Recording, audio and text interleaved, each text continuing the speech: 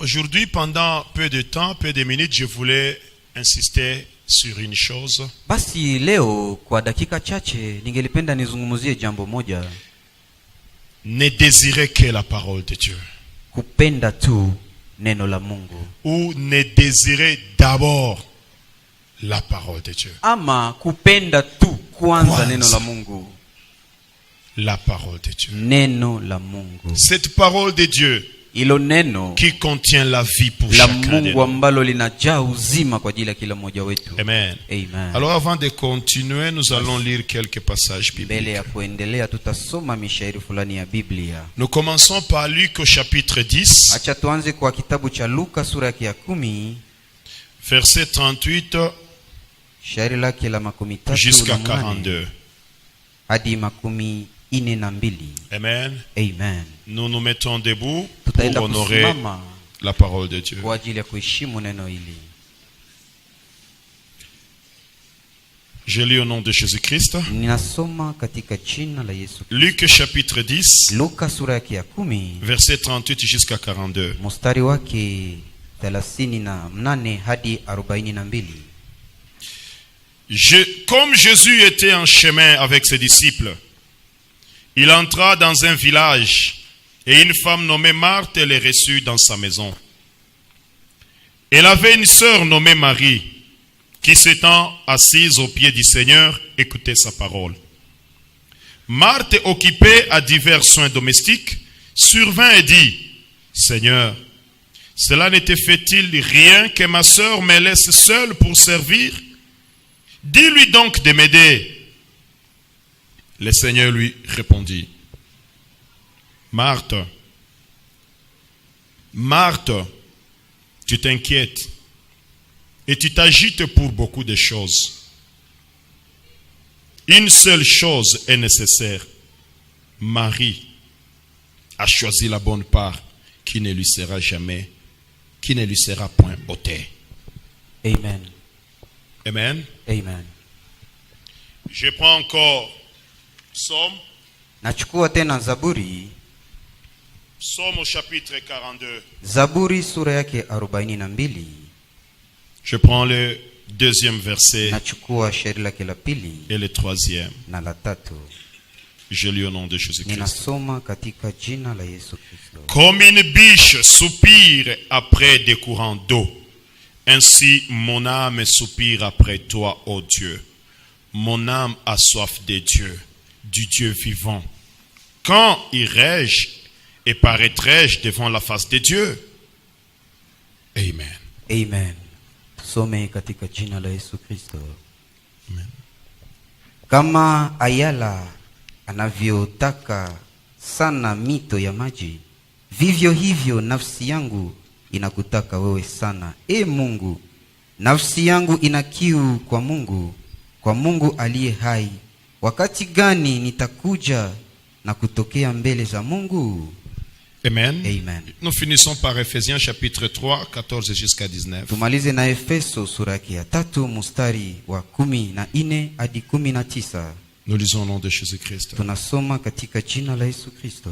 À cause de cela, j'ai fléchi les genoux devant le Père, de qui toute famille est dans les cieux et sur la terre tire son nom, afin qu'il vous donne, selon la richesse de sa gloire, d'être puissamment fortifié par son esprit dans l'homme intérieur, en sorte que Christ habite dans vos cœurs par la foi, étant enraciné et fondé dans l'amour, que vous puissiez comprendre avec tous les saints quelle est la largeur, la longueur, la profondeur et la hauteur, et connaître l'amour de Christ qui surpasse toute connaissance, en sorte que vous soyez remplis jusqu'à toute la plénitude de Dieu. Amen. Seigneur, Bwana, parle-nous, Père. sema nasi Baba. Nous avons besoin de toi. Tuna haja yako Baba. Donne-nous la vie. Tupe uzima. Nous ne désirons que ta parole. Tuna haja tu ya neno lako. Parle-nous, Seigneur. Sema nasi Au Bwana. nom de Jésus-Christ Kwa de jina la Nazareth, Yesu Kristo wa Nazareti. nous avons ainsi prié. Tumeomba hivi. Amen. Amen. Maintenant, Tukae wapendwa. Amen. Amen. Comme je venais de le dire, Kama hivyo nimemaliza kusema, je voudrais que nous puissions insister sur un point. na kusudia tuzungumuzie jambo moja. Ne désirez d'abord que la parole de Dieu. Kupenda tu neno la Mungu kwanza. Le Seigneur, dans son ministère, il avait un problème. Bwana katika huduma yake alikuwa na shida moja. Tellement que la plénitude de la divinité habitait en lui. Ona jinsi umungu ulikuwa ndani mwake. Il faisait des choses Yeye extraordinaires. alikuwa anatenda mambo ya ajabu. Des miracles extraordinaires. Miujiza za ajabu. Et quand tout le monde voyait la manifestation de la puissance de notre Seigneur, Sasa wakati kila mmoja aliona uweza wa Bwana, surtout pour les disciples, zaidi sana kwa ils wanafunzi wake, disaient ça y est. walikuwa wakisema Nous avons maintenant obtenu un libérateur. hapo kabisa tumepata mkombozi. Avec lui, nous allons chasser les Romains. Pamoja na huyu tutakimbiza hao Warumi. Parce que lui, il pourra seulement faire comme ça et les militaires romains tombent par des centaines. Sababu yeye pamoja na uweza wake atafanya tu kidole hivi na majeshi yote ya Warumi wataanguka Et chini. parfois, lorsqu'il commençait à parler de sa mort, Mara fulani wakati alianza kuzungumzia kifo chake, les disciples ne voulaient pas écouter l'écouter de cette oreille. wanafunzi wake hawakupenda kumsikiliza. En disant, comment toi tu commences à nous dire que tu devras mourir? Wakimwambia kwa nini uko unatueleza Et kwamba pourtant, unapaswa quand nous te kufa? voyons, nous sommes en train de voir une prochaine libération d'Israël des mains des Romains. Ijapokuwa tunapokuona wewe tunaona ukombozi wetu toka mikononi mwa Warumi. Le Seigneur ne cessait d'insister sur une chose. Bwana hakuchoka na kukazia jambo Mon moja. royaume n'est pas de ce monde. Ufalme wangu si wa dunia hii. Mon royaume est céleste. Ufalme wangu ni wa juu wa mbinguni. Et là, parfois, il ne s'entendait pas avec ses disciples. Hapo mara nyingi hawakuelewana na wanafunzi Une wake. fois encore, il est avec ses disciples. Mara ingine tena iko pamoja na Tellement wanafunzi que les wake. disciples voyaient comment l'organisation de notre Seigneur commençait à prendre de l'ampleur. Uona jinsi wanafunzi waliona jinsi mambo ya Yesu ilianza kupata habari ndani ya mji. Comment est-ce que des foules s'intéressaient à cette Namna organisation? gani umati kubwa ilikuwa inajihusisha na mambo ya Yesu. C'est à cette occasion que les fils de Zébédée, ils vont s'attendre et ils vont même et leur mère va aller voir le Seigneur. Ni kwa hiyo wakati mama yake na watoto wa Zebedayo alienda kumwona Yesu. Seigneur, permettras-tu que dans ton royaume mes enfants l'un soit à ta gauche et à ta droite? Bwana, unaweza kuruhusu wana wangu katika ufalme wako mmoja aketi kuume Alors, kwako na mwingine il voyait kushoto? autrement que le Seigneur. Au walikuwa naona kitofauti pamoja na Le Mungu. Seigneur dit, non, ce n'est pas ainsi dans ces histoires. Bwana anasema katika mambo haya si hivyo. La place de gauche ou de droite, cela est destiné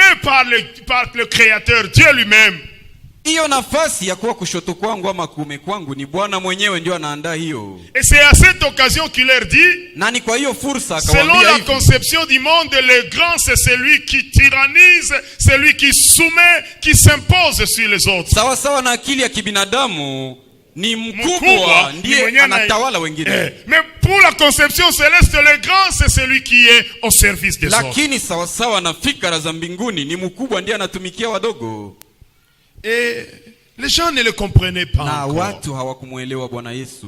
Au fait, bien aimé, Mpendwa wangu, l'objectif ultime de notre Seigneur quand il est venu sur shabaha la terre, kubwa ya Bwana wetu alipokuja duniani c'est d'abord l'enrichissement, le développement d'abord de l'homme intérieur. ilikuwa kwanza maendeleo ya mtu wa ndani. Enrichir l'homme intérieur. Kumuleta kustawi mtu huyo wa ndani. Cet homme intérieur qui vivra Huyu éternellement. mtu wa ndani yeye ambaye atakayeishi milele. Cet homme intérieur qui affrontera l'éternité. Huyu mtu wa ndani ambaye ataishi umilele wote.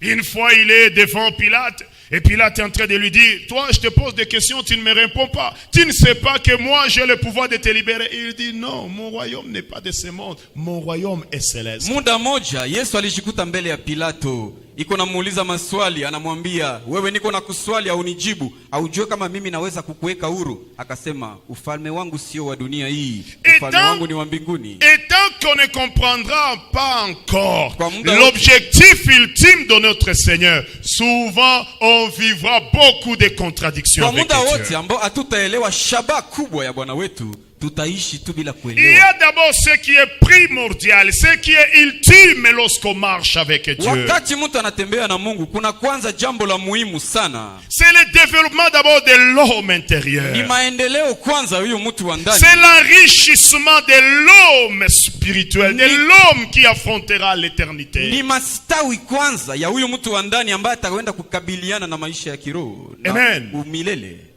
C'est ainsi qu'un jour, comme nous venons de le lire, Ni hivyo siku moja gisi tumemaliza kusoma. la Bible dit le Seigneur est entré dans un village. Biblia inasema ya kwamba Bwana kaingia ndani ya kijiji Il fulani. y avait deux sœurs qui habitaient dans ce Kwa village. wadada wawili ambao walikuwa wanaishi L'une katika de hiyo ces kijiji. deux sœurs qui s'appelait Marthe invitait le Seigneur chez elle. Mmoja wa hawa wadada wawili ambaye aliitwa Martha akamwalika Bwana Yesu. Aussitôt le Seigneur arrivait dans cette maison, dans cette famille, Ghafula Bwana amefika ndani ya hiyo jamaa. il commence à parler. Anaanza kusema. Alors la sœur de celle qui a invité le Seigneur Sasa dada yake na huyu ambaye alimwalika Bwana constate que ce qui est en train de quitter la bouche du Seigneur était extraordinaire. akagundua kwamba maneno ambayo ilikuwa kitoka ndani ya kinywa cha Yesu ilikuwa ya La ajabu. Bible dit elle va se jeter directement aux pieds du Seigneur. Biblia ikasema akajitupa kwenye miguu ya Et Bwana. elle est suspendue aux lèvres de Na notre Seigneur, akabakia hapo akifuata maneno ya en Yesu. train d'écouter la parole de vie, Akisikiliza neno la en uzima. train d'écouter la vie que le Seigneur débitait. Akisikiliza uzima ambao Bwana alikuwa akitoa. La Bible dit, Biblia inashuhudia à un moment donné, muda celle qui a fulani invité le Seigneur, yule ambaye alimwalika Bwana elle va se mettre debout. akasimama. Elle dit, Seigneur, Akasema, Bwana, ça ne te fait rien que ma soeur reste là et me laisse seule en train de m'occuper aux travaux, aux tâches domestiques. Bwana, hauhangaiki hata huyu dada yangu ananiacha tu mimi mwenyewe nikifanya makazi za nyumbani. Tu vois pas comment elle est distraite? Je, aone ya kwamba anazubaa Tu huyu? vois pas comment elle n'est pas réaliste? Auone namna gani huyu hafate mambo kwa usawa? Elle est attachée à des théories, à des choses, au lieu de venir faire l'essentiel pour que nous puissions te servir et te donner à manger. Voilà qu'elle elle est distraite, elle est embrouillée. Yeye anazubaa tu na maneno tu kunamwambia kuliko kuja nisaidie ndani ya makazi ili tukuhudumie, Mais anabaki c'est la akizubaa. réponse que le Seigneur donne. Mpendwa, jibu ambao Bwana Yesu anatoa. En tout cas, elle peut prêter à confusion. Hakika hiyo jibu inaweza kutuchanganikisha. Le Seigneur dit, Bwana anasema, Marthe, Marthe, Martha, toi tu Martha, t'inquiètes beaucoup de wewe choses. unajisumbua na mambo Une seule mengi. chose est nécessaire. Jambo moja tu ni la maana.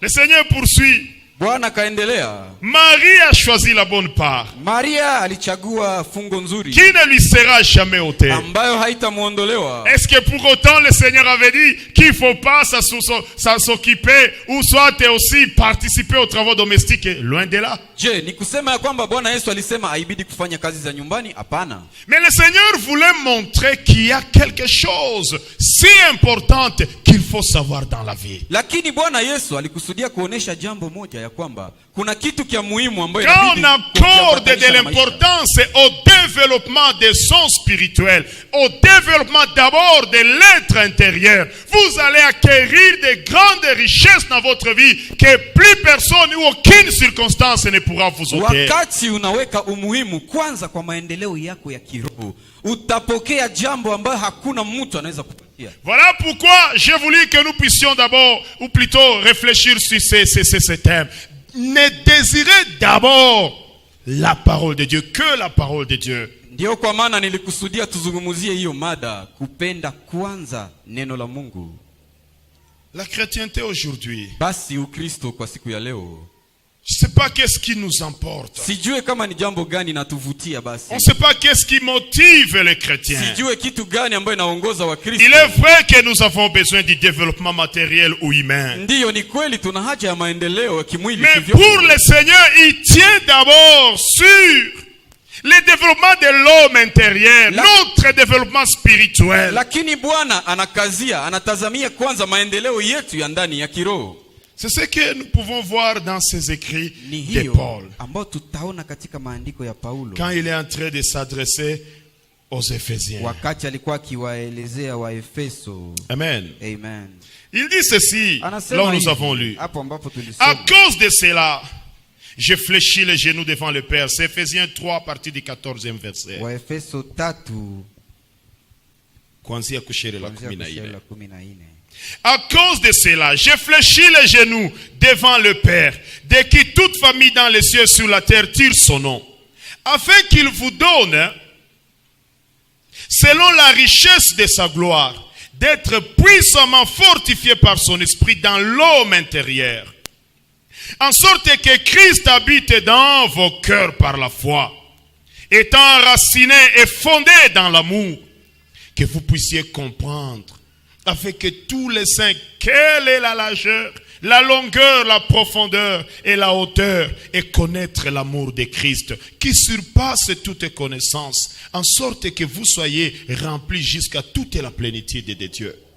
Vous savez, cet homme de Paul n'était pas n'importe qui. Unajua huyu Paulo haikuwa mtu wa izuru nani. Parfois, lorsqu'on lit Paul, on peut penser que c'est un mendiant, un misérable, un indigent. Mara fulani wakati tunamsoma Paulo, naweza kuzani ya kwamba alikuwa mtu wa kuombaomba. Paul était d'une classe supérieure. Paulo alikuwa kwenye daraja ya juu sana. C'était un grand intellectuel. Alikuwa kabisa msomi mkubwa. Il était parmi la haute classe de sa société. Alikuwa miongoni mwa hao watu wa juu. Parce qu'il avait la citoyenneté romaine. Yeye alikuwa kabisa na uraia wa Kirumi. Et ce n'est pas à tout le monde qu'on pouvait donner la citoyenneté romaine. Haiko kila mtu angeliweza kumpatia uraia. Donc sur le plan social, Paul était un grand. Ni kusema kwa maisha ya kibinadamu alikuwa juu. Cette citoyenneté romaine s'acquérait à un grand prix. Donc il était riche, il avait des moyens. Hiyo uraia wa Kirumi haikupewa kwa izuru nani. Lorsque nous lisons ces écrits, on peut avoir comme impression que c'était un pauvre et un indigent. Wakati tunaweza kusoma haya maandiko, tunaweza zani ya kwamba alikuwa maskini, mtu wa kuombaomba. Lorsque par exemple il parle du contentement. Wakati kwa mfano anasema anazungumzia kuhusu kutosheka. Lorsque Paul dit je sais vivre dans l'abondance, je sais vivre aussi pendant le manque. Wakati anasema mimi naweza kuishi katika wingi na naweza kuishi katika on peut penser que c'était un pauvre qui n'avait nulle part où se réfugier. Unaweza zania kwamba alikuwa maskini ambaye alikuwa hana mahali pa kukimbilia. Il était un grand dans sa société. Alikuwa mtu mkubwa. Il était issu d'une famille riche. Alikuwa ametokea ndani ya jamaa ya watajiri. Mais lorsqu'il avait compris la grandeur de la gloire de Dieu, de l'amour de Dieu, wakati alipoelewa ukubwa wa upendo wa Mungu, tout change dans la conception de Paul. Mambo yote kabadilika katika mambo jinsi ya kuona ya Paulo. Lui ne commence qu'à voir le développement spirituel de l'être intérieur, la gloire de Dieu, le développement de sa foi. Yeye anaanza kuona kwanza maendeleo ya huyu mtu wa ndani.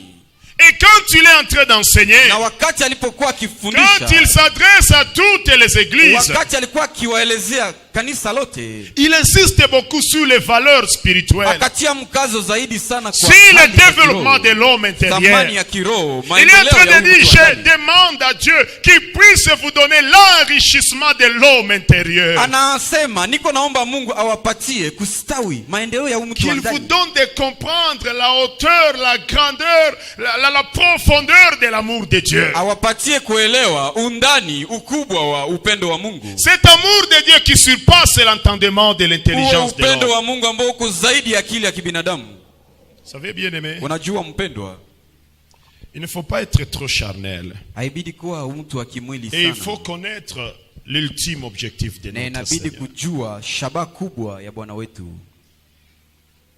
Le développement spirituel d'abord de l'homme. Maendeleo kwanza ya kiroho ya mwanadamu.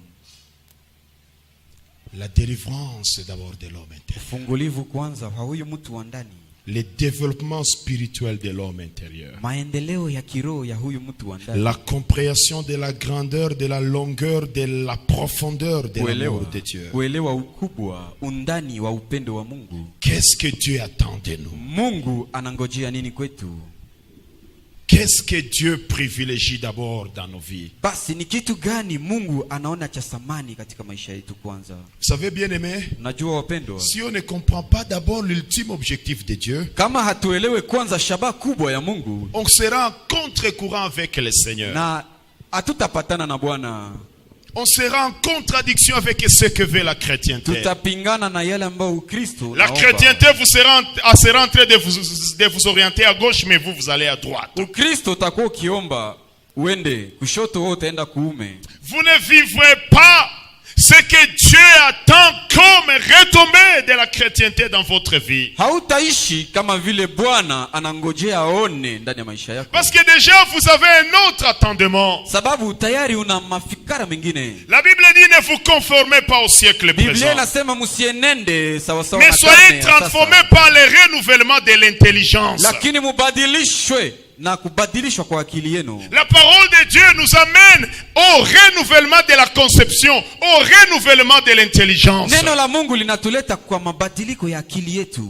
C'est là où vous pouvez être à l'église. Ni hapo unaweza kuwa kanisani. Dieu est en train de parler des grandes choses, des profondeurs de ces mystères. Mungu iko nazungumzia makubwa ya siri zake. Mais on ne comprend rien parce que on n'est pas motivé d'abord par le développement de son homme, de son être intérieur. Lakini mtu haelewe kitu sababu yeye hahusike kwanza na maendeleo ya huyu mtu wake wa ndani. On est en train d'attendre peut-être qu'on vous dise vous aurez des millions, vous aurez des milliards. Uko na ngoja saa zingine wakwambia kwamba utapokea mamilioni za dola. Dieu nous appelle d'abord au développement de notre intérieur. Mungu anatualika kwanza kwa kupenda maendeleo kwanza ya roho zetu ya ndani yetu. Que la parole de Dieu nous transforme. Neno la Mungu litubadilishe. Que la parole de Dieu nous change de caractère. Neno la Mungu libadilishe tabia. Que la parole de Dieu nous amène à comprendre la profondeur de l'amour de Dieu. Neno la Mungu litulete kuelewa ukubwa wa Que upendo wa la Mungu. parole de Dieu nous amène à comprendre la grandeur, la largeur de l'amour de Dieu. Neno la Mungu litulete kuelewa ukubwa, undani na urefu wa upendo wa Vous savez, Mungu. quand je pense à l'amour de Dieu, Unajua mimi ninapofikiria upendo wa Mungu, je trouve que toute autre chose est nulle. ninakuta ya kwamba mambo mengine yote ni bure basi. Bien-aimés, nous autres, n'eût été l'amour de Dieu, la miséricorde de Dieu, je ne sais pas quel serait notre Upendwa sort. sisi wengine isingelikuwa upendo wa Mungu, sijue kama tungelikuwa wapi. Quand je pense à l'amour de Dieu, bien-aimé, Mimi ninapofikiria upendo wa Mungu mpendwa, réellement, il surpasse l'attendement de l'humain. hakika inapita akili ya binadamu. Là où l'humain peut décider fatalement, Dieu est capable de pardonner et de restaurer. Hapo ambapo mwanadamu anaweza kuwa na mafikara ya kutesa, ya kuua mwingine, lakini Bwana Là où l'humain ne anasamehe. peut pas tolérer. Hapo ambapo mwanadamu hawezi kubali Mais kusamehe. Dieu nous a accordé son amour. Lakini Mungu Il alitujalia nous upendo a wake. pardonné. Alitusamehe. Il nous a restauré. Yeye aliturekebisha. Et chaque jour, Na siku Dieu veut zote que son amour, la présence de Christ habite en nous. Mungu anapenda ya kwamba uwepo wa Kristo, upendo wake Et ukae ndani que mwetu. ce soit cet amour qui puisse s'exercer en nous, même vis-à-vis du prochain. Na iwe hiyo upendo iwe ndani mwetu hata kwa ajili ya jirani zetu. L'amour de Dieu. Upendo wa Et chaque jour, sa parole veut que nous puissions encore avancer dans la compréhension de l'amour de Dieu. siku zote neno lake linapenda tusonge mbele tu kuendea kabisa upendo wa Mungu. Pendant qu'on peut être embrouillé par autre chose, mais la parole de Dieu nous invite à comprendre l'amour de Dieu, à comprendre ce que Dieu veut pour nous. Wakati ambao tunaweza zubalisha na mambo mengine, lakini upendo wa Mungu natuleta tuelewe tu upendo wa Mungu. Amen. Amen. Le développement de l'homme intérieur. Mpendwa, maendeleo ya huyu mtu wa ndani. Voilà le premier objectif de Dieu. Hiyo ndio shabaha ya kwanza ambao Mungu anayo. Alors, lorsque on comprend que l'ultime objectif de Dieu, c'est d'abord le développement de l'homme intérieur. Sasa wakati mtu anaelewa kwanza ya kwamba shabaha mkubwa ya Mungu ni maendeleo kwanza ya huyu mtu wa ndani, Il y aura des retombées kutakuwa matokeo de cet enrichissement de l'homme ya intérieur. hiyo maendeleo ya huyu mtu wa ndani. Quelqu'un qui comprend que Dieu vise d'abord l'enrichissement de son spirituel, Mtu ambaye anaelewa ya kwamba Mungu anatazamia kwanza il maendeleo se ya mtu laissera wa ndani, facilement changer de caractère par la parole de Dieu. atajiacha kubadilishwa tabia na neno la Mungu. Le plan de Dieu Mpango wa Mungu n'est pas d'abord de vous faire millionnaire, milliardaire, je ne sais pas, multimilliardaire. haiko kwanza kukufanya mtu ambaye ana pesa kubwa, tajiri mkubwa. Le plan de Dieu, Mpango wa c'est d'abord Mungu transformer les faiblesses de ta vie, de ma vie. ni kwanza kubadilisha madhaifu ya maisha yako. Là ya où maisha je ne yangu. pouvais pas supporter, Hapo ambapo singeliweza kuvumilia, que je commence à supporter. niweze kabisa Là où je ne pouvais pas tenir, hapo ambapo que singeliweza je commence à tenir. lakini niweze. Autrefois, une petite provocation pouvait t'enflammer. Wakati wa kale Wangelikuchokoza kidogo, unawaka kushinda volcano. Unawaka kabisa. Mais au fur et à mesure que la parole de Dieu est en train de te modeler, de te façonner, tu commences à constater qu'il y a une maîtrise de soi qui est créée en toi. Lakini kuona jinsi neno la Mungu kadiri linaendelea kutumika, unakutana unapata kujizuiza. Le développement d'abord de l'homme intérieur. Maendeleo kwanza ya huyu mtu wa ndani. Amen. Amen. Première est tombée. Basi, Quand tu auras aussi, tu seras motivé. Quand tu comprendras que l'ultime objectif de Dieu pour ta vie, c'est d'abord l'enrichissement de l'homme intérieur. Tu auras la souplesse de te laisser façonner et modeler par la parole de Dieu. wakati utelewa kwamba shaba kubwa ya Mungu Ni kutajirisha mtu wa ndani, utakuwa na susia saa yote, ujiache neno la Mungu likubadilishe, ukue sawasawa na gisi neno la Mungu linataka. Amen. Amen. Amen. Vous trouvez quelqu'un qui peut dire je fais 10 ans l'église, 20 ans l'église. Unakuta mtu anasema nimefanya miaka 10, miaka 20. Mais les mêmes caractères mauvais qu'il avait il y a 20 ans sont encore là. Lakini hiyo mwenendo ya kale aliyokuwa nayo kunapita miaka 10, miaka 20, ndio hiyo angali nayo hadi leo. Mais même si vous pouvez compter maintenant le nombre de maisons. Lakini hata kama unaweza hesabu leo, À l'époque j'avais 2 maisons, maintenant j'en ai 20. wakati wa kale nilikuwa na nyumba moja, lakini leo nina nyumba 20. Vous pensez que c'est ça l'objectif ultime de Dieu? Unadhani hiyo ndio shabaha mkubwa ya Pendant Mungu? que sur le plan de développement de l'homme intérieur, tu es stationnaire. Ijapokuwa kuhusu maendeleo ya mtu wa ndani unasimama Ce fasi n'est moja. pas ça l'objectif primordial de Dieu. Hiyo sio shabaha ya kwanza ya Mungu. Amen. Amen. Tu vois quelqu'un, il dit, j'ai maintenant 10 ans de salut, mais sur le plan de caractère, sur le plan de l'homme intérieur, quel est le résultat? Quel est le bilan? Unakuta mtu anajitapa na kusema nina miaka 10 ndani ya wokovu. Tuende sasa katika kiroho kuhusu mabadiliko ya tabia. Le même orgueil est toujours là. Hiyo kiburi uliokuwa nao ingali hapo.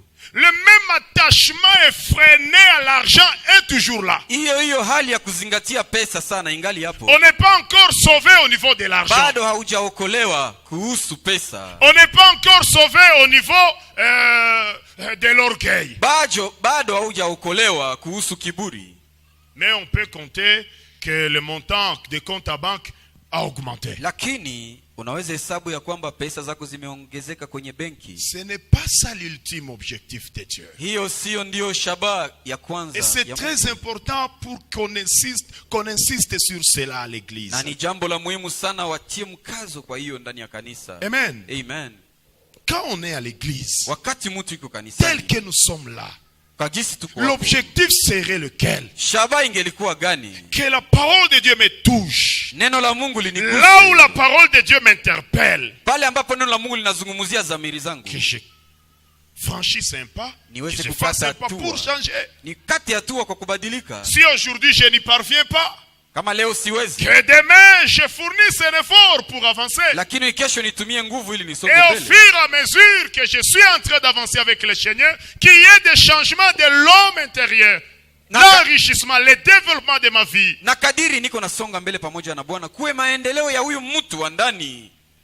Vous savez bien aimé. Unajua mpendwa, Quand on marche avec Dieu, wakati mtu anatembea na Mungu, si on ne connaît pas la procédure, kama on peut hauelewi, être en train de chercher des choses et qu'on ne trouvera jamais. unaweza kuwa ukitafuta mambo ambayo hautapataka Parce que kamwe, vous ne savez pas comment procéder. sababu haujue kama utaenenda namna gani. Amen. Amen. Vous êtes par exemple en train de servir le Seigneur. Kwa mfano, uko namtumikia Mungu. Vous voulez décoller dans votre talent. Unapenda usonge mbele kabisa ndani ya talanta. Vous voulez décoller dans votre ministère. Unapenda uendelee katika huduma yako. Mais chaque jour, la parole de Dieu insiste sur le changement de tel caractère. Tu te retrouves dans ces caractères-là, mais tu ne changes pas. Lakini siku zote neno la Mungu linakazia tabia mbaya fulani ambayo uko ndani, lakini haubadilike. Je te dis, tu ne décolleras pas. Na kuambia wewe hautasongaka mbele hata siku moja. Tu seras en train de te dire, comment je ne sais pas décoller dans mon talent, comment je ne sais pas décoller dans mon ministère. Mais quand la parole de Dieu est en train de te dire, change par rapport à tel caractère, tu ne changes pas. Comment tu veux l'envol dans ta vie, dans ta marche avec le Seigneur? Utakuwa ukisema kwa nini mimi sisonge mbele ndani ya talanta yangu, wakati neno la Mungu liko na kuhamakia kuhusu tabia fulani? Kwa nini haupendi kubadilika? Quel est l'objectif de Dieu quand nous allons avec lui? Shabaha ya Mungu ni gani wakati tunatembea naye? Vous savez, à un moment donné, Unajua wakati fulani dans les services à l'église, ndani ya kazi ambayo mtu anafanya je kanisani, crois que certaines choses vont commencer à dépendre des rapports qu'on a de la maison. nadhani mambo fulani itakuwa inaendelea sawasawa na jinsi mtu anaishi nyumbani. Les parents donnent un mauvais rapport. Mzazi sana anasema huyu mtoto ana tabia mbaya nyumbani, On te dit, tu attends wanakwambia d'abord. wewe unangoja kwanza, utamtumikia Mungu. Pourquoi on va servir Dieu, par exemple, dans la chorale? Kwa nini utaenda kutumikia Mungu kwa mfano ndani ya kwaya? Si on ne peut pas être prêt à se laisser transformer par la parole de Dieu par rapport à certains caractères. Kama hawezi kuwa tayari kujiacha kubadilishwa na neno la Mungu kuhusu tabia mbaya fulani, On est orgueilleux. uko na kiburi. Chaque jour, la parole de Dieu insiste sur l'orgueil, on ne change pas. Siku zote neno la Mungu linatia mkazo, acha kiburi, haupendi kubadilika. On nous enseigne chaque jour le savoir-vivre. Wanatufunza siku zote kujua Mais on ne kuishi, veut pas laisser la parole de Dieu vous changer par rapport au savoir-vivre. lakini haupendi kuacha neno la Mungu libadilishe tabia yako ya kujua kuishi. Mais c'est contradictoire. Basi si Quelle binapingana. est la volonté de Dieu? Qu'est-ce que Dieu cherche? Mapenzi ya Mungu ni gani? Mungu anatafuta nini? Amen. Amen. Mais Dieu cherche d'abord l'enrichissement de notre être spirituel. Si kwamba Bwana anatafuta kwanza maendeleo ya huyu mtu wetu wa ndani wa kiroho. Amen. Amen. Chaque jour, la parole de Dieu nous invite à quoi? Siku zote neno la Mungu linatuomba N'est-ce pas nini? comprendre le mystère, le merveille de Dieu? Si kwamba linatualika kuelewa siri za upendo wa N'est-ce Mungu? pas comprendre la volonté de Dieu Si kwamba linatuleta kuelewa mapenzi ya Mungu qui fait notre changement, ambayo inapenda mabadiliko notre yetu, transformation, kubadilika kwetu, notre renouvellement, kuwekwa upya kwetu, et que nous puissions être l'image que Dieu veut de na nous. tuweze kuwa picha ambayo Mungu anakusudia kuona kwetu. Amen. Oui, bien-aimé. Ndiyo mpendwa, Et vous savez, bien-aimé, unajua mpendwa, dans ces histoires de Dieu, katika haya mambo ya Mungu, si on ne veut pas se laisser façonner, modeler, transformer, renouveler par la parole de Dieu, wakati haupendi kujiacha kubadilishwa na neno la Mungu, même ce qu'on est en train de chercher, on ne les trouvera pas. hata kile ambacho uko natafuta hautakipataka kamwe. Amen. Amen. Savez-vous que Najua kwamba lorsqu'on se laisse changer de caractère par la parole de Dieu, wakati mtu anajiacha kubadilishwa tabia cela na vous neno la accorde Mungu, des grâces devant Dieu et devant même les hommes. hiyo inakupatia neema mbele za watu hata na mbele za Mungu.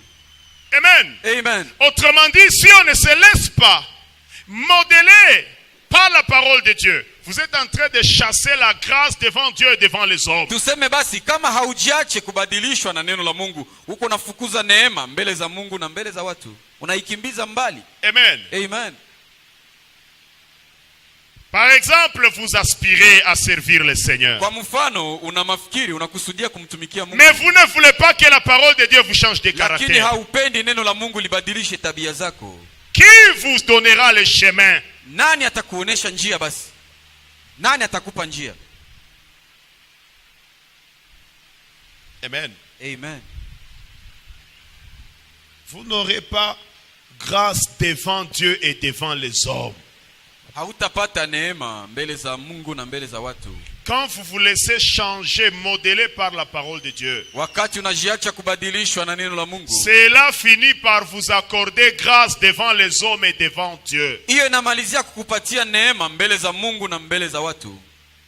Amen. Amen. Kila siku kukwe kunatoka kunyumba raporo ya mubaya juu yako, Chaque juu ya jour. tabia Les zako. mauvais rapports proviennent de ta maison en ce qui te concerne. Haiko na kuongezea kibali, iko na kupunguzia kibali na mbele za Mungu na mbele za Ça ne te watu. donne pas faveur et devant Dieu et devant les hommes. Nous avons intérêt à comprendre d'abord que Dieu nous invite au changement, à la considération de la transformation de nos vies, de notre homme intérieur. Tunapaswa kuelewa kwamba neno la Mungu linatuita kwanza kwa mabadiliko ya huyu mtu wa ndani. Amen. Amen. Beaucoup de gens sont en train de vivre, je dirais, ils vivent mal. Watu wengi wako naishi vibaya Parce qu'ils ne comprennent pas d'abord l'objectif de Dieu dans leur vie. sababu tu hawaelewe kwanza shabaha Mungu anayo kwa ajili ya maisha yao. Quand je lis les écrits de Paul, bien-aimé, Wakati ninasoma maandiko ya Paulo cet mpendwa, homme m'épate. huyu mtu ananishangaza sana. Maintes fois, Paul était en train de dire, je me réjouis des tribulations que je suis en train de passer. Mara nyingi de Paulo alikuwa traverser. akisema ya kwamba ninafurahia mateso ambayo niko napitia. Il va même jusqu'à dire, c'est pas les tribulations que nous gagnons le royaume de Dieu, le Anamalizia royaume des cieux. kusema hata ya kwamba ni kupitia mateso ndio tunapata ufalme wa mbinguni. Amen. Amen. Je vous dis que Paul n'était pas un indigent, il n'était pas un Nawaambia ya va-nu-pied. kwamba Paulo hakuwa mtu wa kuombaomba, hapana. Dans sa société, il était bien, très bien placé.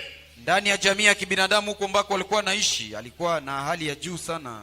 Si vous lisez Actes 14, 22, 1 Thessaloniciens 3, 4, il est en train de se vanter des tribulations qu'il traverse. Alikuwa akijitapa kuhusu mateso ambayo Il alikuwa dit que ce n'est akipitia. pas les tribulations que nous sommes affermis. Anasema ni kupitia mateso. Mais vous ndio trouvez tunawekwa, quelqu'un comme il n'a tunapata pas imara. il a une mauvaise conception de la marche avec les une petite tribulation, voilà qu'il vive très mal. Mais Dieu peut permettre que tu traverses une tribulation parce qu'il y a une gloire qui t'attend là devant. Unaona mtu kupitia mateso tu kidogo anapoteza msimamo. Haujua kwamba Mungu anaweza kusudia upitie yale mateso ili uone utukufu wake. J'étais avec un papa, Nilikuwa na baba mmoja. j'étais en train de lui dire ceci. Nilikuwa nikimwambia hivi, Sais-tu que tu peux prévoir quelque chose, unajua kwamba unaweza andaa kitu mais Dieu fulani, voit un danger, lakini Mungu anaona hatari, lui-même il bloque la yeye mwenyewe chose. anafunga njia. Et tu vas penser que c'est un blocage de l'ennemi, et pourtant c'est Dieu qui est en train de te protéger. Utazani ni adui anakutilia kizuizi, ijapokuwa ni Mungu iko nakulinda wewe. Le jour où Balaam avait trouvé son cheval en train de lui résister, de lui barrer, de lui résister, de ne pas avancer. Hiyo siku ambayo Balaamu alikutana punda inamzuiza kuendelea. Balaam dit, si j'avais une épée, je te trancherais la gorge, je te tuerais. Balaamu akasema ningekuwa na upanga hapo ningekukata Et kichwa. son cheval lui dit, Na huyo punda si wake tu akamwambia, savais ce que je suis en train de voir. ungelijua hii ambako niko naona huko Il y mbele. a un ange devant avec une épée Kuna flamboyante. malaika hapa mbele na upanga ambao unawaka moto. Bien-aimé, Mpendwa, le cheval ou l'âne de Balaam lui huyo résistait.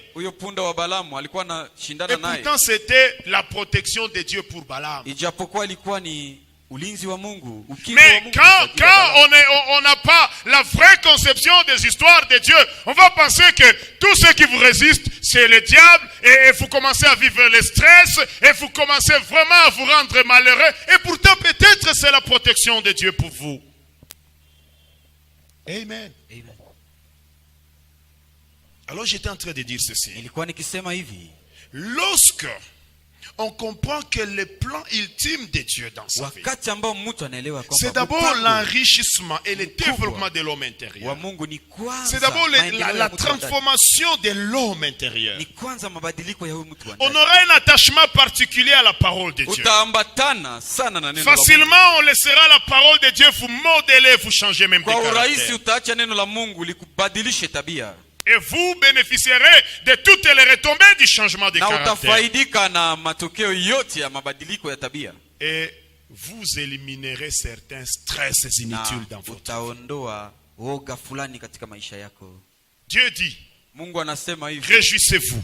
furahini. Encore, je le dis, réjouissez-vous. Ninasema tena furahini. La volonté de Dieu, Mapenzi ya Mungu c'est que nous puissions vivre dans la joie. ni kwamba tuishi katika furaha, Une joie qui ne dépend pas de ce qui est dans la poche. furaha ambayo inaenda na pesa, Mais une joie que vous avez parce que vous laissez la parole de Dieu vous enrichir intérieurement. lakini furaha ambayo unapata sababu unaacha neno la Mungu likulete Likutajirishe, likutajirishe kiroho. likujenge ndani. Amen.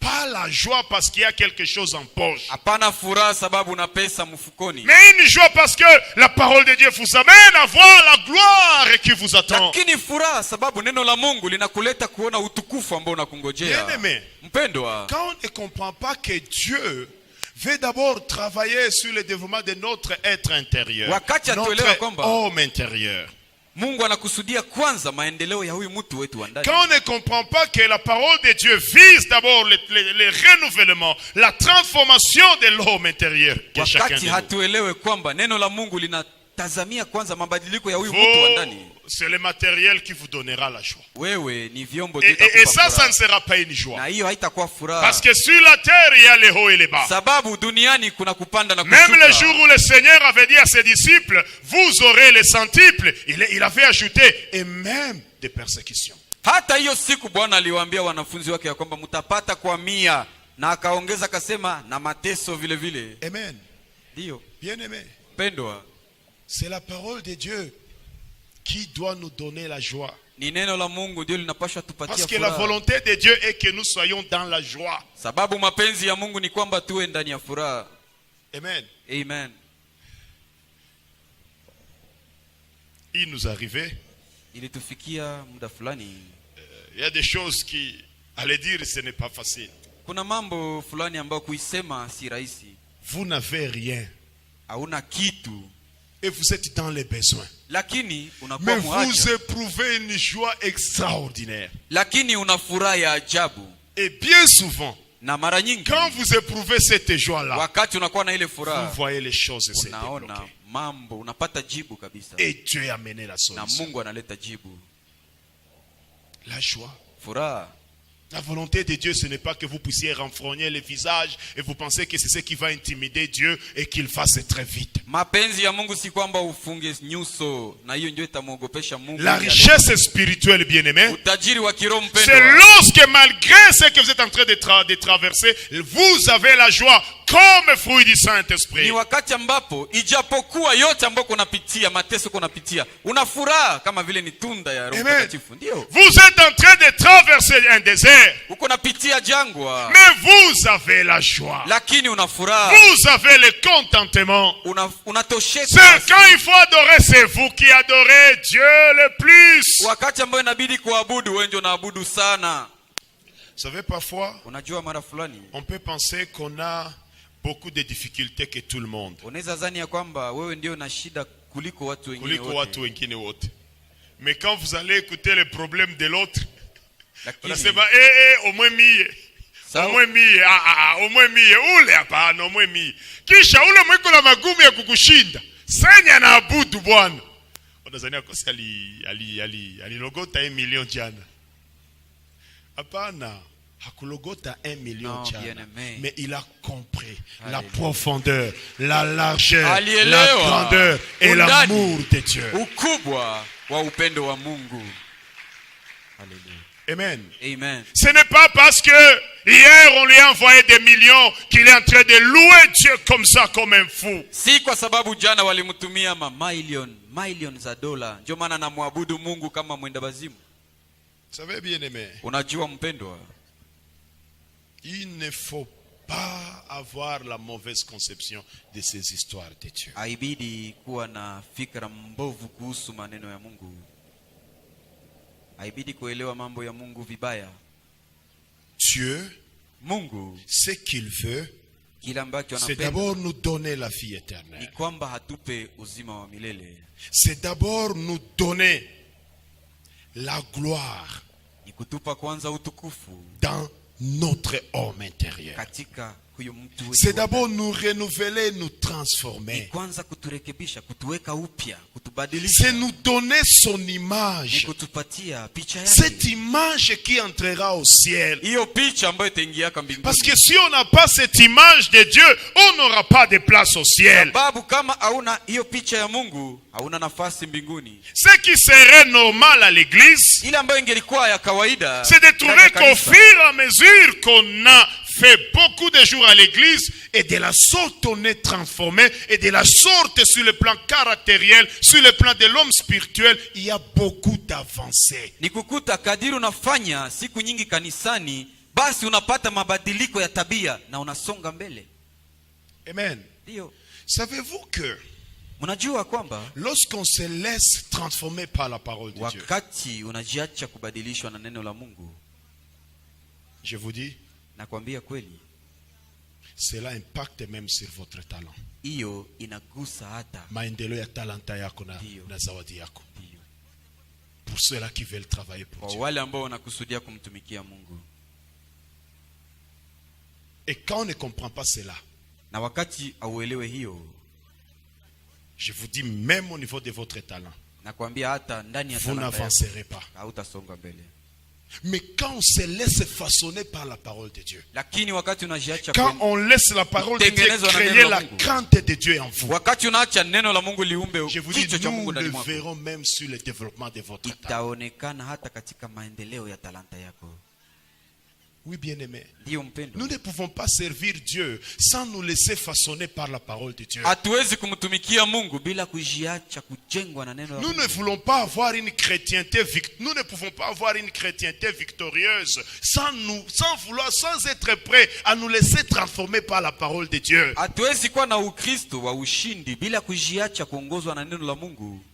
En principe, les familles chrétiennes, Kwa kawaida majamaa za chaque Kikristo jour, elles vivraient des transformations et d'avancement dans le changement des siku zote comportements. lingeliishi mabadiliko ya tabia ya Si à un mwenendo. moment donné, le courant n'est passé pas en famille, entre les parents et les enfants, entre papa et maman, au fur et à mesure qu'on est en train d'écouter la parole de Dieu, le climat serait en train de s'améliorer. C'est ça l'objectif de la parole Kama de Dieu. uko nyumbani baba na mama hawakuwa naelewana, baba na watoto hawakuwa naelewana, Wazazi na watoto. wazazi na watoto hawakuwa naelewana, kadiri wanasikiliza neno la Mungu, mabadiliko ya tabia ilipaswa Mais kuonekana. trouvez des gens, vous écoutez la parole de Dieu pendant 10 ans, Lakini unakuta watu wanasikiliza neno la on Mungu est au même point de départ. miaka 10, lakini wako hapo hapo tu. C'est anormal.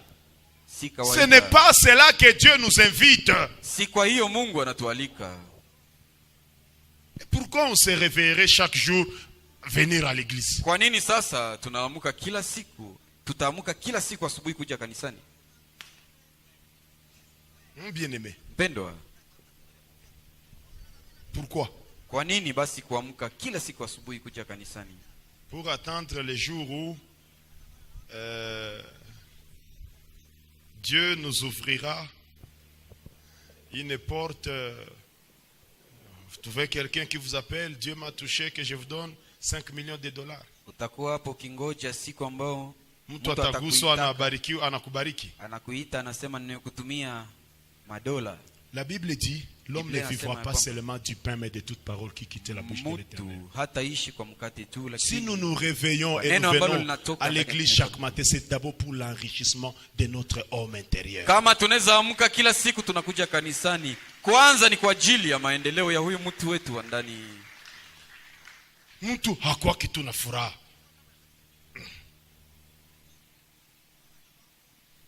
Vous connaissez l'histoire du pauvre Lazare Si mnajua hiyo historia ya maskini Lazaro et de l'homme riche. na huyo tajiri?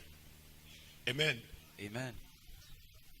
Je sais, je crois au Najua. miracle de Dieu. Na ninaamini muujiza wa Mungu, Mais je sais aussi que lakini najua vile vile ce n'est kwamba pas que tout le monde sera millionnaire.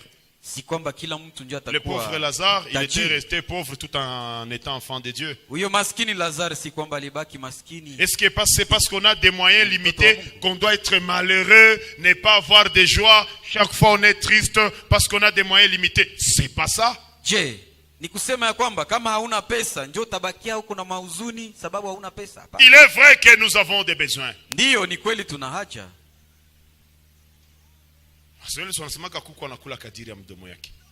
Ok.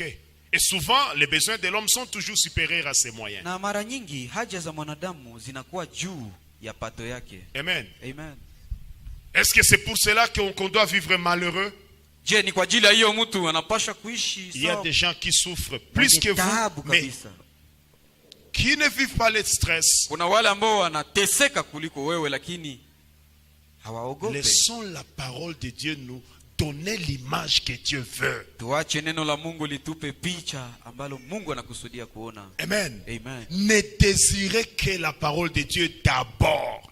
Kupenda neno la Mungu kwanza. La Bible dit, cherchez d'abord le royaume des cieux et toute autre chose vous sera accordée par-dessus tout. Biblia inasema ya kwamba tafuteni kwanza ufalme wa mbinguni na mengine yote mtazidishiwa. Dieu nous appelle d'abord à nous laisser modeler, transformer par la parole de Dieu, par rapport au caractère, par rapport à la conception des choses. Mungu anapenda kwanza tujiache kuongozwa kwanza na neno la Mungu kuhusu mabadiliko ya tabia. Et c'est maintenant après qu'on verra les retombées de cet enrichissement Na de sasa l'homme spirituel. baadaye ndio utaona sasa matokeo ya hiyo kutajirishwa kwa huyu mtu wa ndani. Tu vivras la joie, Utaishi tu furaha, vivras le contentement, utaishi kutosheka, tu vivras la reconnaissance de la grandeur de utaishi Dieu. maisha ya shukrani ukitambua ukubwa wa Mungu.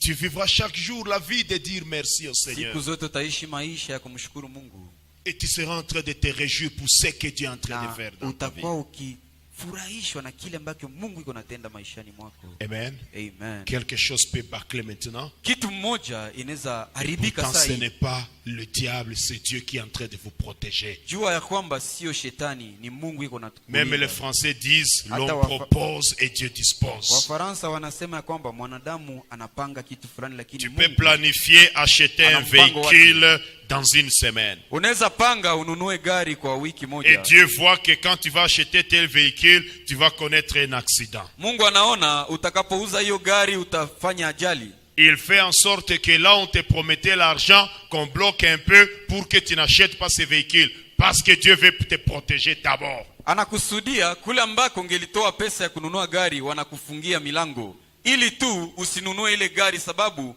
kisha wiki moja ungelifanya ajali na hiyo Est-ce que gari. c'est parce que tu n'y parviens pas que maintenant tu vas perdre la boussole et tu dis Dieu m'a oublié, Dieu ne me voit pas? Non. Je, ni kwa sababu haufikie kununua hiyo gari ndio utapoteza msimamo, unasema Mungu amenisahau? Hapana. Amen. Amen. Le plan de Dieu, Mpango wa Mungu c'est d'abord enrichir notre ni homme, kwanza kutajirisha mtu wetu wa qui nous ndani, change de cas, que sa parole nous change de neno lake caractère, libadilishe que tabia sa zetu, parole nous façonne, neno lake que nous litutengeneze, puissions chaque jour comprendre la grandeur, la profondeur, la largeur de son amour qui surpasse toute intelligence. tuelewe siku zote undani ukubwa wa upendo wake Et ambao ce unapita akili n'est yetu, qu'en ce moment-là que la parole de Dieu aura le dessus sur nos na ni vies. kwa hiyo muda tu neno la Mungu litapata nafasi ya kwanza katika maisha yetu. J'aime parfois quand je trouve des jeunes gens qui viennent me dire, pasteur, je voulais gêner parce que j'ai constaté tel tard dans ma vie. Je voudrais que cela change. Ninapenda wakati naona wa vijana wanakuja kuniona wanasema, mchungaji, nataka nifunge sababu nataka kitu fulani kitoke maishani mwangu. Je ne sais pas décoller. Je sens que quelque chose me tient encore, me retire Nina- encore. Alors je vais gêner pour que Dieu me libère, qu'il me coupe de ces fardeaux-là et que je décolle en tout esprit. Ninashindwa endelea, lakini napenda Mungu anisaidie basi hiyo kitu akate hiyo kamba ili niweze kuendelea. Amen. Amen. Pourquoi? Kwa nini? Parce qu'on comprend la motivation, l'objectif de Dieu dans sa vie. Sababu naelewa tu shabaha ya Mungu kwa maisha Parce qu'on yako. comprend l'objectif de la chrétienté. Sababu unaelewa shabaha ya Ukristo. C'est ainsi que le Seigneur dit à Marthe, Ni hapo Bwana akamwambia Martha, tu vois l'attachement que Marie a vis-à-vis de la parole de Dieu. unajua hiyo jinsi Maria anaambatana na neno la Mungu. Ce qu'elle est en train d'écouter va lui donner.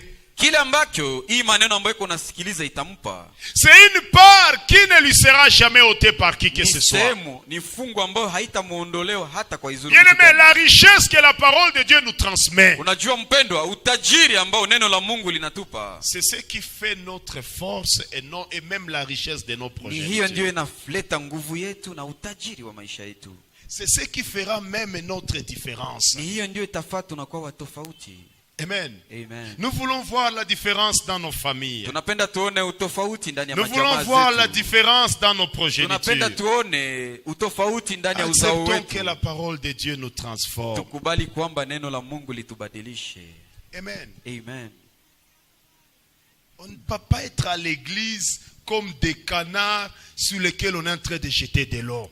Hatupashi kuwa kanisani kama vile bata ambazo wako na mwangia maji. Sinon, on ne décollera pas même sur d'autres points. Kama sivyo, hatutasonga mbele. Hatutasonga mbele kwa kitu. C'est ça la logique chez les enfants de Dieu. Ni hiyo ndio kawaida kwa wana wa Mungu. Amen. Amen. Bien-aimé, Mpendwa, j'ai dit, je vais parler en quelques mots Nilisema ya kwamba nitazungumzia kwa et machache tu pendant quelques minutes na kwa dakika chache sur kuhusu l'importance de ne vouloir que la parole de Dieu. umuhimu wa kupenda tu neno la Mungu kwanza, Et de comprendre que l'objectif de Dieu, c'est d'abord l'enrichissement, la transformation de notre homme intérieur. na kuelewa kwanza shabaha ya Mungu ni kwanza maendeleo Ya mtu wa ndani. mtu wa ndani, Les caractères, tabia, les fruits du Saint-Esprit, matunda ya Roho les Mtakatifu, valeurs spirituelles. thamani za kiroho. Quel est le degré de l'amour de Christ en moi? Quel est le degré de mon amour envers les prochains? Quel est le degré de ma compassion? Quel est le degré de ma capacité à rester conforme aux exigences de Dieu? Daraja ya Kristo ndani mwangu ni gani? Daraja ya upendo wangu kwa jirani ni gani? Quel est le degré de maîtrise de soi que j'ai atteint? Daraja ya kujizuiza ni gani ambayo nimefikia? Quel est le katika maisha degré de savoir-vivre que j'ai atteint dans ma vie? yangu? Daraja gani ya kujua kuishi ambayo ninafikia? Chaque jour qu'on nous prêche sur le savoir-vivre et on sert le Seigneur et qu'on constate qu'on n'a jamais vécu ce savoir-vivre à la maison, mais où est-ce qu'on est en train d'aller? Siku zote wako natuhubiri kuhusu kujua kuishi. Kila siku neno la Mungu liko natoka, lakini unagundua nyumbani watu hawajui ishi. Quelle sémence avons-nous? Mbegu gani tunayo? Est-ce qu'on écoute la parole de Dieu ou on va à l'église, je ne sais pas pour quelle formalité? Je, kwa kweli unasikiaka neno la Mungu ama unaendaka kanisani na shabaha ingine? Basi Bien-aimés, faisons attention. Mpendo, atufanye angalisho. Parfois, Mara fulani Dieu prend des dispositions draconiennes. Mungu anakamataka misimamo. Que Dieu nous vienne au secours. Mungu atujalie basi. Je atutie suivais un neema. prédicateur qui parlait de Salomon Nilikuwa nikifuata mhubiri mmoja ambaye alikuwa anazungumzia habari et za Sulemani. qui a lu un passage qui démontrait qu'il est arrivé à un moment donné où c'est Dieu lui-même qui a suscité des ennemis à Salomon quand Salomon venait de s'éloigner de la voie de Dieu. Alisoma shairi moja ambapo Mungu mwenyewe alileta maadui wamuinukie Sulemani sababu alikuwa amekwisha kuacha njia ya Dieu Mungu. lui-même a suscité des ennemis à Mungu Salomon. mwenyewe akainua maadui Dieu peut wamuendee prendre des Sulemani. dispositions pour te résister. Mungu anaweza chukua misimamo mikali kwa ajili ya Quand tu ne veux pas changer kushindana na en wewe, fonction de sa parole. sababu haupendi kubadilika sawasawa na neno lake. Chaque jour que la parole de Dieu revienne sur les mêmes choses. Kila siku neno la Mungu liko Et on voit des gens qui sciemment ne veulent pas changer. na unakuta watu kwa makusudi tu hawapendi kubadilika. Parfois Dieu Mara fulani suscite dans les cœurs des hommes de prendre des dispositions pour vous contrecarrer. Mungu anainua mumaroho za watu roho ya kutafuta kukushindana na wewe, C'est à cela qu'on veut qu'on en arrive. na ni hapo tunapenda tufikie. Unasikia siku moja wanasema bon, wote mwenye mzazi alileta raporo mbaya ale tunamtosha mkwaya. Wote mwenye kunyumba kulitoka raporo mbaya anatoka mservice. Wote mwenye kuko raporo mbaya ale une telle disposition vient de l'hiérarchie. Vous voulez qu'on en arrive à ce niveau-là? Najua tufikie kwa hiyo msimamo. Dieu peut le faire. Mungu anaweza kutenda Eh, anainua tu Ndio. wa viongozi roho ya kusema bwana, batu yote wenye abapendi changer kuhivi na hivi na hivi babaki bango inje ma service. Bien-aimé, la parole Pendo. de Dieu veut d'abord que nous puissions changer Neno la Mungu la linapenda transformation de kwanza l'homme intérieur. tubadilike, mabadiliko ya huyu mtu wa Ile ndani. kusema mubaya ya il y a 10 ans mpaka leo, ile kusema mbaya mtu anasema mbaya.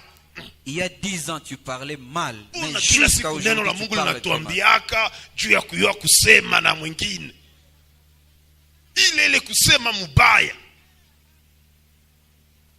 Sawa. Chaque jour la parole de Dieu nous enseigne comment bien parler. Bien-aimé, Pendwa, l'objectif de Dieu, shabaha ya Mungu c'est le développement d'abord de notre ni homme intérieur. kwanza maendeleo ya huyu mtu wetu wa ndani, Le changement, mabadiliko, l'enrichissement spirituel de la vie de chacun de nous. kutajirika wa kiroho. Kama Kila mmoja unaka wetu. muhimu ko roho mbaya, unaambia Bwana kutoshe le roho mbaya. Si en toi il y a un mauvais cœur, dis au Seigneur d'enlever cela. Kama unaona aseme umie mko kiburi, Bwana, na neno la Mungu liko natuambia kila siku kiburi ni mubaya. Mungu anitosha mwa kiburi. Kama mumie muko mubukosa adabu na unaviona wazi, na sama mwingine anakuambia master ni bukosa adabu, unaambia Mungu ni change ibukosa adabu initoke hapo. Miaka 10 unaenda mkanisa ile bukosa adabu iko. Sasa neno la Mungu ni la nini? Tunakiasi kila neno la Mungu nini? Juu ya kuyalisha tu maviti ama il y a un objectif de Dieu. Dieu veut l'enrichissement de notre homme spirituel. Kuna shabaha ya Mungu. Mungu anapenda kwanza kutajirika kwa huyu mtu wetu wa ndani. Amen. Amen. On n'est pas habitué à prêcher de la sorte. Hatuzoee Mais kuhubiri. c'est ça la chrétienté, bien-aimé. Lakini ni hiyo Ukristo mpendwa. Il n'y a pas de chrétienté sans changement. Hakuna Ukristo bila mabadiliko. Il faut qu'on réagisse face à la parole de Dieu, qu'on écoute. Inabidi mtu akamate msimamo mbele za neno la Mungu ambalo amesikia. Il faut que la parole de Dieu qui nous touche produise un effet. Inabidi neno la Mungu ambalo linatugusa litoe matunda. Amen. Amen. Nous allons incliner nos têtes. Tutaenda kuinamisha vichwa vyetu.